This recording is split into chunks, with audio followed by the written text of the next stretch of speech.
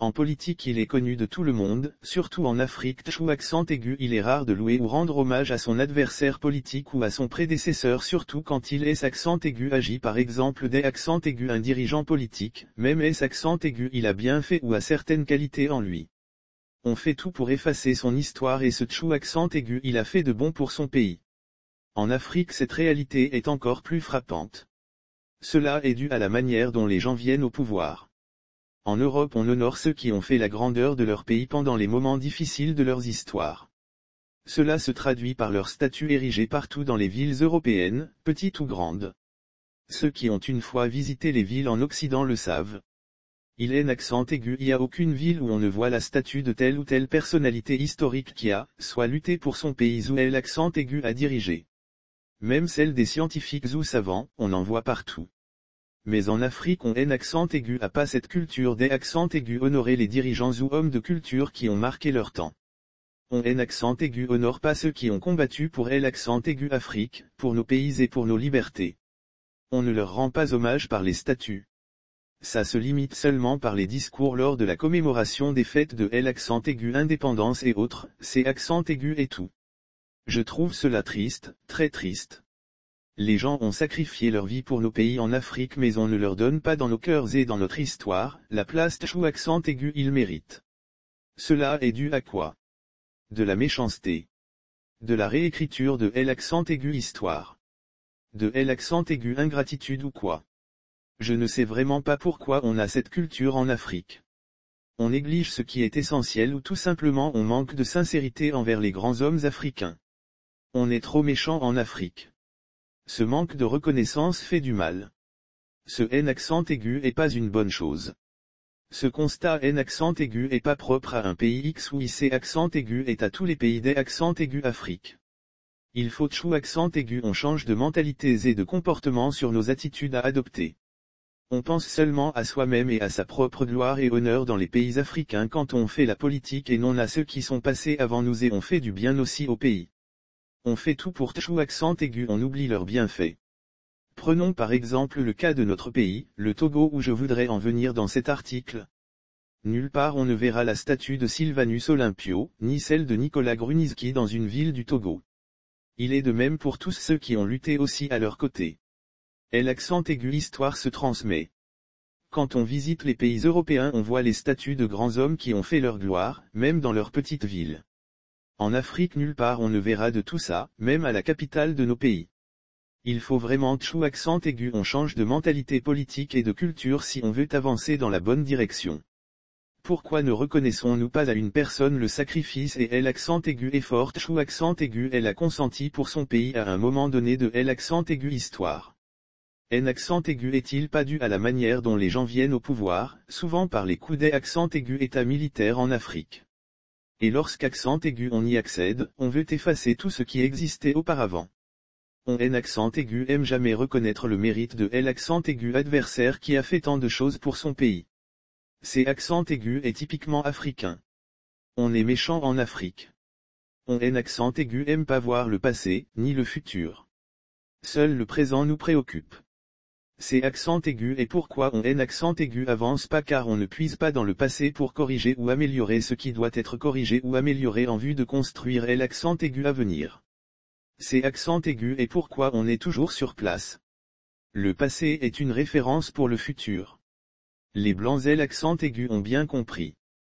Que l'accent aigu on veuille ou pas, que l'accent aigu on reconnaisse ou pas, ces deux hommes, Sylvanus Olympio et Nicolas Grunitzky, ont marqué l'accent aigu histoire de notre pays, que ce soit de bon ou mauvais côté. Et par ce simple fait, leur statue devrait être érigée dans nos villes. Même celle des accents aigus Eya de Magnassine B pourrait l'accent aigu être car ayant dirigé le pays pendant 38 ans il a marqué aussi le pays dans son histoire. Donc, tous ces gens-là de grande importance, qui ont dirigé le pays, on devrait les voir à travers leur statut dans les villes du Togo.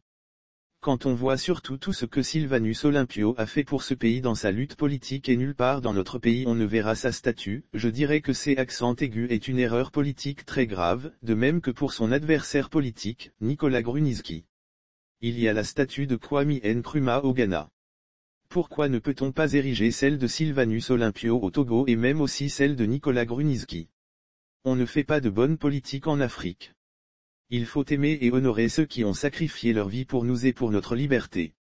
On ne peut pas bien construire un pays si on ne prend pas le passé pour référence. Le passé est un repère. L'accent aigu histoire guide l'accent aigu homme pour bien se projeter dans le futur. Maintenant chou accent aigu il y a décentralisation, chaque maire dans sa localité a le droit d'accent aigu ériger la statue de ces grands hommes dans sa ville par la décision du conseil municipal. Il faut rendre hommage à ces hommes et les honorer par les statues dans les grands carrefours ou les rues du pays. Commençons l'accent aigu année 2022 avec de bonnes habitudes et culture politique honorable pour valoriser l'accent aigu histoire des hommes des accents aigus hier de notre pays. Ça aussi fait partie de ma conviction et idéologie politique dans le mouvement Inserland en création. Par exemple, ce accent aigu est pas parce que Faure Gnassingbé B a mal dirigé notre pays ou son papa a fait 38 ans au pouvoir que si par exemple, Dieu me confie un jour la possibilité de diriger le Togo que je ne vais pas faire ériger la statue de lui et celle de son papa dans les villes du pays. Tous ceux qui ont dirigé le pays des accents aigus une manière ou des accents aigus une autre, peu importe de quel côté ils aient l'accent aigu ont dirigé, auront droit, chacun à cet honneur historique. C'est accent aigu et ça aussi le sens de l'accent aigu unité que je prône. C'est accent aigu et la conviction que j'y accent aigu et de la politique. On ne peut jamais effacer l'accent aigu histoire. Au contraire il faut la faire vivre et la transmettre, bonne ou mauvaise. Ayons ce courage de le faire. On ne la fait pas disparaître. Cette remarque vaut pour tous les pays.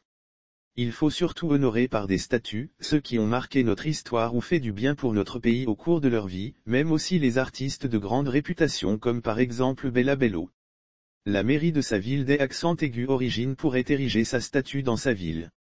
Ces accents aigus est une façon des accents aigus immortaliser la personne. Un accent aigu attendez pas de moi en politique, ce que font les autres au Togo. J accent aigu est une culture très différente de la politique dans tous les domaines. Il faut faire la politique avec certaine hauteur et élégance envers tous ceux qui ont précédé et dirigé ce pays et par ce simple fait, ont marqué l'accent aigu histoire de notre pays, quel que soit de quel côté ça a été fait. Dans tout ça, il y a une personne qui aime accent aigu inspire beaucoup, c'est accent aigu et Sylvanus Olympio. C'est accent aigu est un référent. Si vous voyez ces photos dans les archives fédérales allemandes lors de sa première visite officielle en Allemagne en tant que président de la République, une visite consacrée aux usines, juste un peu plus d'accent aigu un mois après les élections présidentielles du 9 avril 1961, qui a duré du 15 au 24 mai 1961 avec une forte délégation de son gouvernement ainsi que ses deux filles et sa femme, vous vous rendrez vraiment compte que cet homme avait une ambition hors norme pour le Togo. L'accent aigu Allemagne était tout son espoir pour le Togo. Le Togo pourra-t-il encore avoir un jour un homme politique de telle ambition pour ce pays? Seul Dieu le sait. Il voulait vraiment du bien pour le Togo.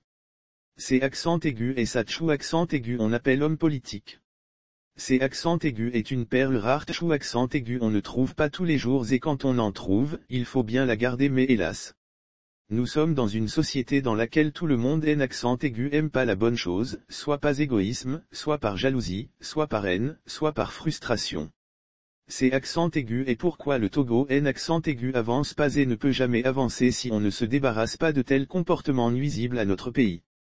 Ce travail de reconnaissance aux grands hommes, ça ne doit pas nécessairement provenir du gouvernement. Ça peut être aussi une proposition venue des députés et même une initiative des hommes politiques de l'accent aigu opposition. On ne peut pas attendre que toutes les initiatives viennent du gouvernement. Sinon, quel rôle jouent les autres acteurs politiques dans un pays?